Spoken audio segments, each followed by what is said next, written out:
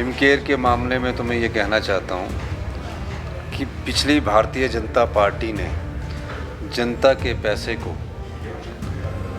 ऐसे लुटाया कि 350 करोड़ रुपया तो प्राइवेट हॉस्पिटल्स को देना पड़ा और तकरीबन 1000 करोड़ रुपए का हमारा सारा खर्चा इस हिमकेयर की योजना पर आया।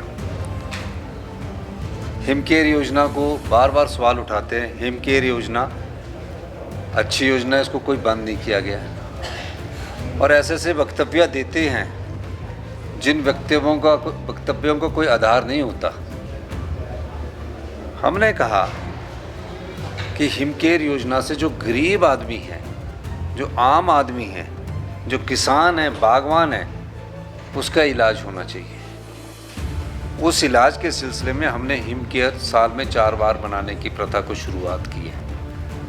हिमकेयर योजना का हमारी सरकार बनने के बाद 550 करोड़ रुपए का खर्चा हुआ जो हमारी सरकार ने दिया है। अब 4 बार साल में कार्ड कैसे बनेगा, यानी कि क्वार्टरली हर महीने पूरे कार्ड बनेगा। क्वार्टरली के जिस मंथ में, जैसे जून में कार्ड बनेगा तो पूरा जून में 30 दिन कार्ड बनेगा, फिर जुलाई अगस्त के बाद सितंबर आएगा तो अक्टूबर में कार्ड बनेगा। इसलिए हर 3 महीने बाद कार्ड बनेगा।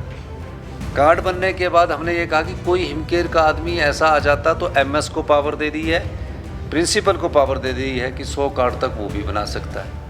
हिमकेयर के इलाज में कोई कमी नहीं आ रही, लेकिन हिमकेयर का जो पैकेज भारतीय जनता पार्टी ने बनाया, जिस गाल ब्लैडर का ऑपरेशन 15 से 18 हज़ार के बीच में होना चाहिए, उस गाल ब्लैडर के ऑपरेशन में 31,000 रुपया खर्चा आ रहा है। और जिस प्रकार नए लोग MBBS करके आए, उन्होंने अपने प्राइवेट हॉस्पिटल खोल लिए और हिमकेयर में एम्पैनलमेंट करवा दी, उन्हीं के बिल 1 करोड़ के हो गए हैं। प्राइवेट हॉस्पिटल करने थे तो अच्छे हॉस्पिटल करने चाहिए थे, जो रिनाउंड डॉक्टर्स हैं उनके हॉस्पिटल को एम्पैनलमेंट करना चाहिए था।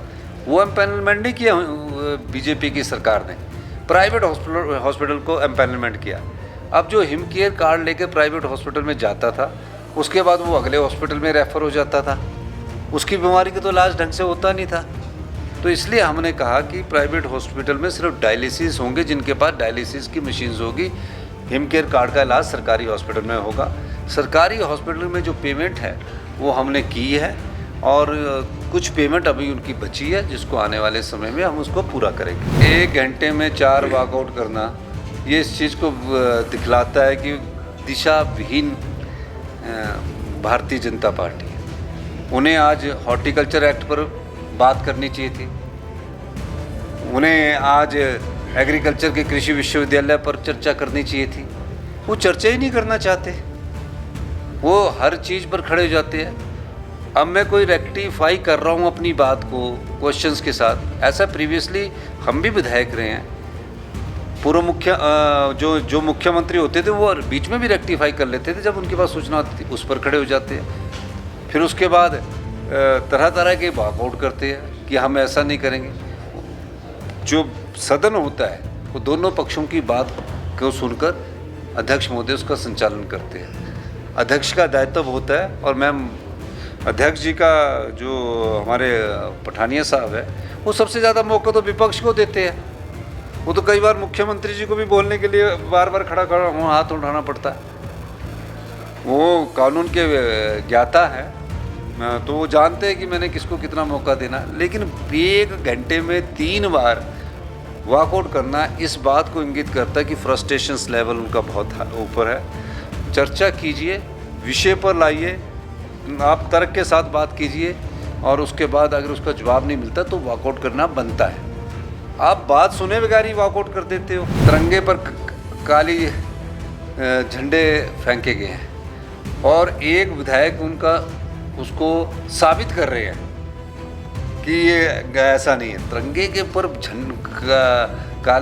काला झंडा फेंकना, जूते फेंकना क्या सम्मान की प्रक्रिया है? मैं पूछना चाहता हूँ, इस तिरंगे के लिए हम सब लोग अपने किसी भी कुर्बानी देने के लिए तैयार है। अगर उनके लोग माफ़ी मांगते हैं कि हमने तिरंगे का अपमान किया, हमें माफ़ कर दिया जाए, तो निश्चित तौर पर हम सभी लोगों से जो माफ़ी की प्रक्रिया उसके अनुसार हम उनको माफ़ करने की में सहमत भी है।